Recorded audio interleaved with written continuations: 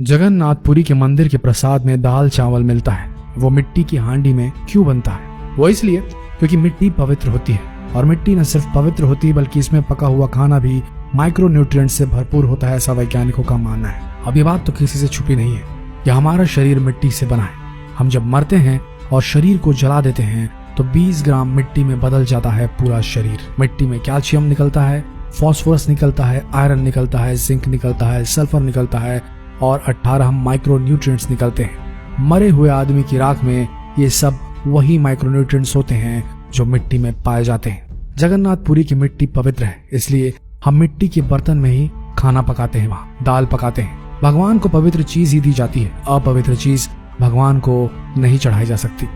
इसी बात को लेकर भुवनेश्वर में CSIR की एक लेबोरेटरी है, council of science and industrial research laboratory, जिसको रीजनल रिसर्च लेबोरेटरी कहते हैं।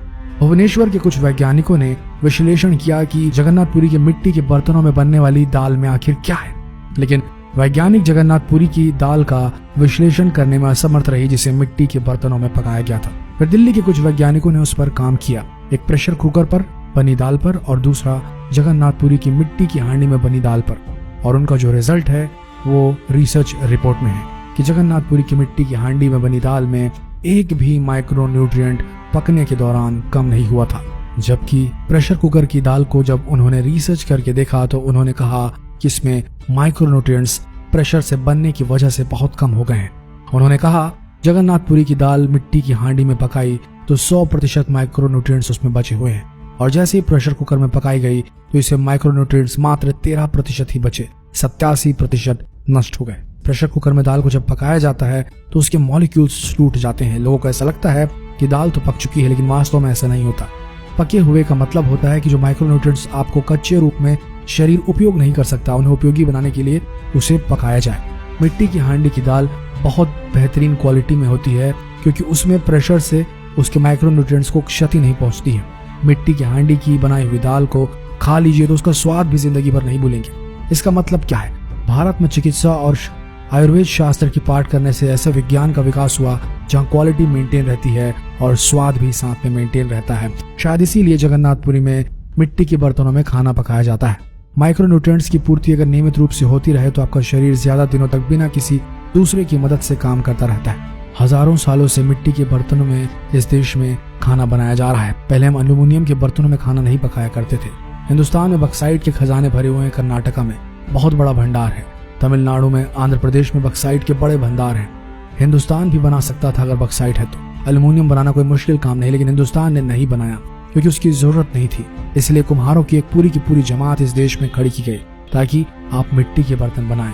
कुम्हारों से बड़ा वैज्ञानिक कौन है? अब ये कुम्हार हैं जो इतने बड़े वैज्ञानिक हैं इस देश के, जो मिट्टी के बर्तन बनाकर हजारों सालों से हमें दे रहे हैं हमारे स्वास्थ्य की रक्षा करने के लिए। हमने उनको नीची जाति बना दिया है, लेकिन कुम्हार नीचे कैसे हो गया जो सबसे बड़ा वैज्ञानिक का काम करता है? मिट्टी के बर्तन बनाकर आपके माइक्रोन्यूट्रिएंट्स को, आपके सूक्ष्म पोषक तत्वों को कम नहीं होने देने के लिए मिट्टी का सिलेक्शन करता है वो, ताकि आप उसमें खाना बना सके। मिट्टी के बर्तन जिसमें कुल्हड़ बनता है, अलग अलग मिट्टियों से अलग अलग बर्तन बनाए जाते हैं।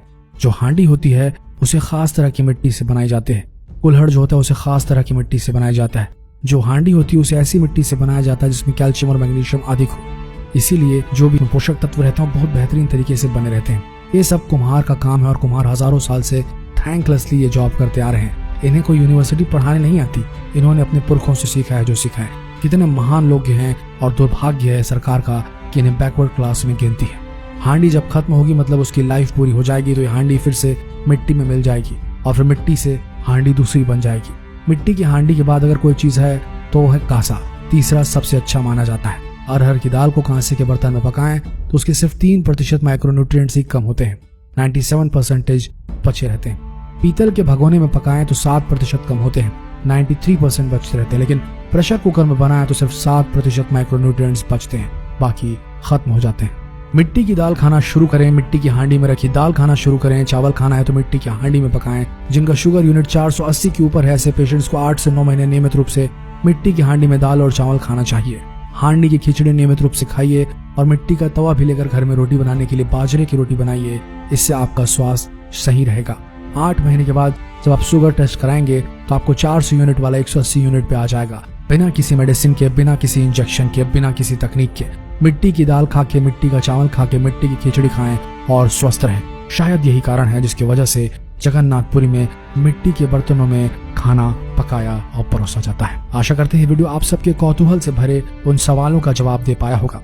तो अब इस जानकारी को अपने तक सीमित न रखें, इस वीडियो को जितना हो सके शेयर करें ताकि बाकी लोगों को भी मिट्टी से बनने वाले, बर्तनों से पकने वाले खाने के स्वास्थ्य लाभ पता चले और जगन्नाथपुरी में बनने वाले मिट्टी के बर्तन में जो प्रसाद बनाया जाता है उसके गुणों का भी भान हो। तो वीडियो को शेयर करें और अगर ये वीडियो पसंद आया तो इस पेज को फॉलो करना बिल्कुल ना भूलें। मिलते हैं अगले दिलचस्प वीडियो में, तब तक के लिए आप सबका धन्यवाद।